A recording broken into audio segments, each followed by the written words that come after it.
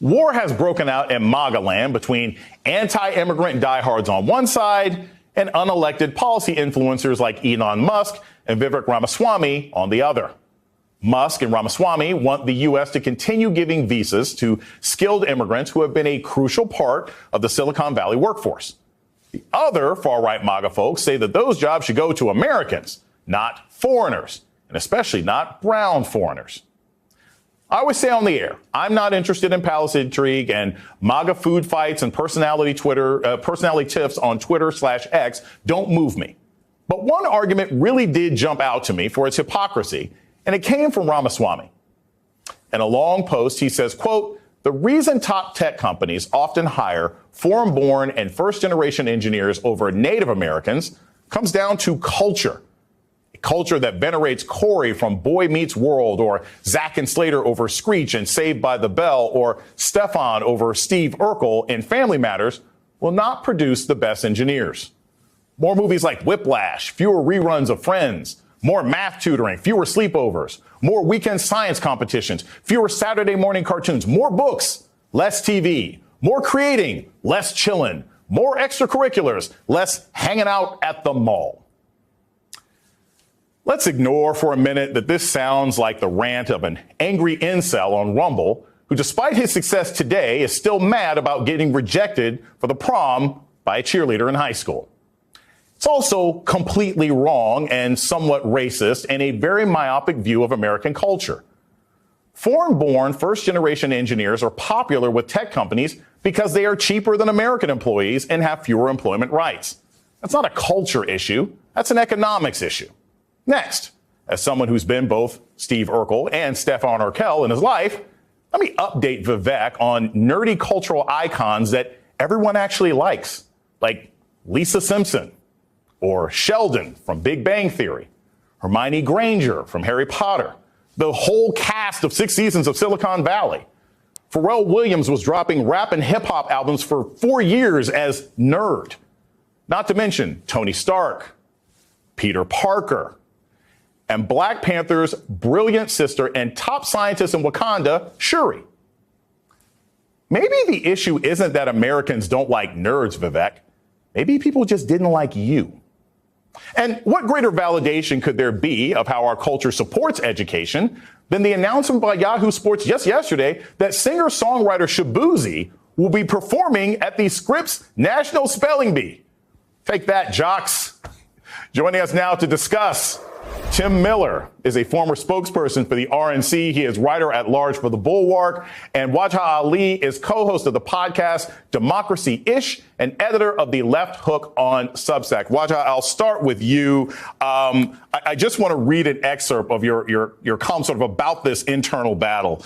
One of the most pathetic creatures in the MAGA universe is the person of color who truly believes that all of their prostrations to Trump, shameless parroting of right-wing propaganda, indulgence in racist conspiracies, and delusional adherence to the model minority stereotypes will finally earn the love and admiration of the base, which is forged from grievance, rage, and adherence to white supremacy.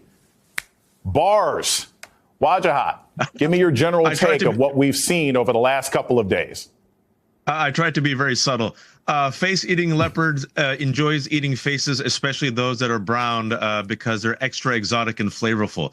This was inevitable. This MAGA civil war between, immigrant MAGA versus nativist MAGA. And Vivek Ramaswamy is indeed a pathetic creature, a dweeb, like you mentioned, who, despite a life of privilege, becoming a billionaire, becoming, wealthy, still cannot get over the fact that he was rejected and holds the MAGA base, much like Musk, with contempt, right? This is what's so clear here, is that the 1% represented by Ramaswamy, Musk, despite everything they've been given in life, are still miserable, look down upon American culture, American workers, as contemptible fools. That's a quote from Elon Musk. Elon Musk retweeted a post where someone was saying, basically, this is a fight between the tech bros and MAGA, and the tech bros think that American workers are the R word, and Musk agreed with it. So I want MAGA voters to really look at this for a second. The people that they put in charge, the billionaires, look at them with contempt, look at the culture with contempt. And furthermore, people like Vivek Ramaswamy, Nikki Haley, Harmeet Dillon, look what they make you give, to quote Born Identity, another nerd movie, right? A nerdy brawler, Matt Damon. Look at what they make you give. They make you hate yourselves. They make you prostrate to Musk, to Trump, to racist conspiracies. You not only don't love yourself, they don't love you. And I want to end my rant with the following. According to a book written by Peter Baker and Susan Glasser on Trump looked at Nikki Haley when he was thinking about having her as Secretary of State and said, she has the wrong complexion. It won't be good for me. And I want Vivek to remember that Ann Coulter openly told him, I'll never vote for you because you're Indian.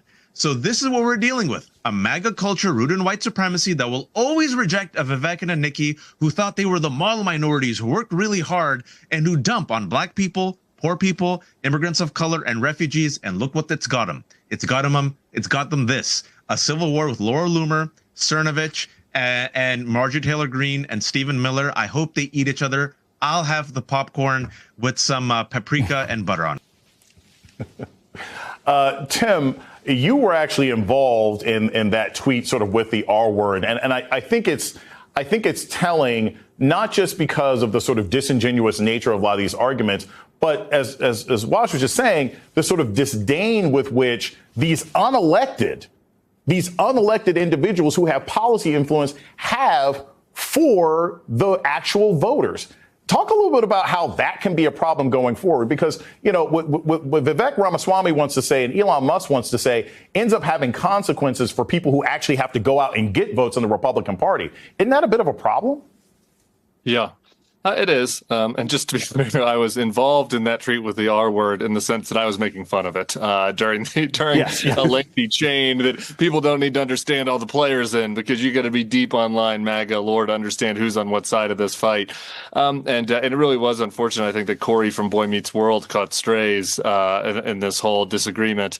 But look, It is funny that we've gotten to this place. To your question of whether it hurts them with voters, well, I mean, we just had an election, so it won't be for a while.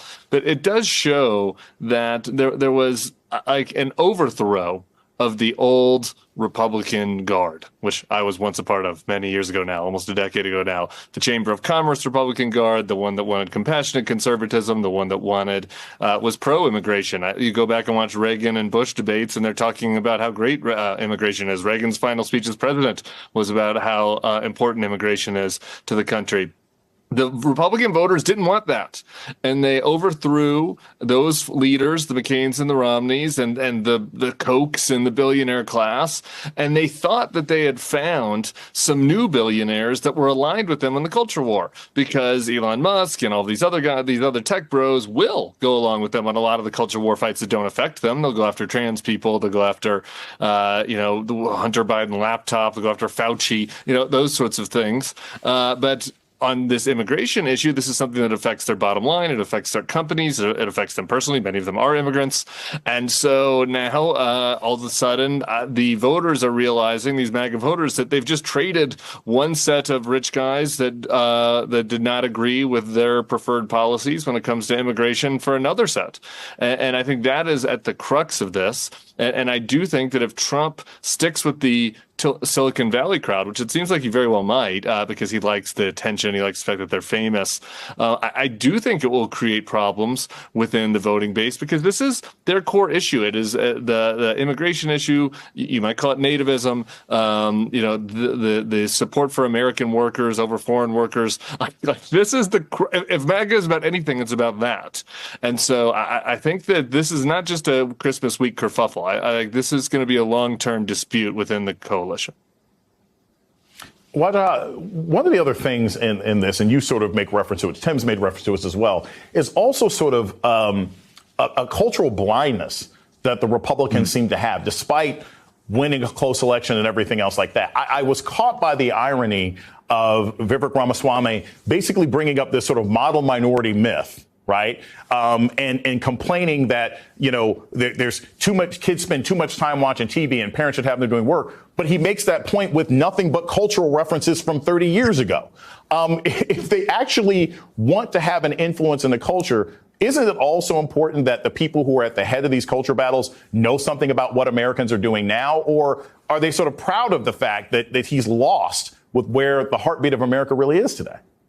Well, that's exactly it. They're so out of touch. They're out of touch with the majority of Americans who are working two jobs just to stay broke, right, to afford healthcare. And here are billionaires, the one percenters, coming in, lecturing down and mocking American culture. They called us lazy, right? They say apparently we don't like sports, we're watching too much television, and the hypocrisy of it all, right? They want to cut government spending, but they have received government subsidies. How did Elon Musk make his money? Through government subsidies. How did Vivek Ramaswamy make his money? Because his parents were lucky enough to come, thanks to the 1965 Immigration Nationality Act, and they made their money, and he was born with not just boots, but bootstraps and a nice jacket as well. And so it shows you how out of touch they are with the American people who are working hard, but also the pop culture references. I want to name one. He said more Whiplash. That was a great movie released several years ago in which the drummer became so psychotic as a result of his deranged obsession with becoming the best drummer that by the end, yes, he wins the competition, but he loses his family, loses his girlfriend, and Damien Chazelle later said if that character had lived, he'd most likely kill himself. That's the model that Vivek Ramaswamy is saying, hey, be like that. Work harder, you peasants, you peons, you servants. Why don't you work hard and then you could be like me, a privileged billionaire who, by the way, made his money by pumping up this failed Alzheimer drug. Nice job of trying to win over the average American worker. I'm sure it'll land really well, especially during the holidays, Jason.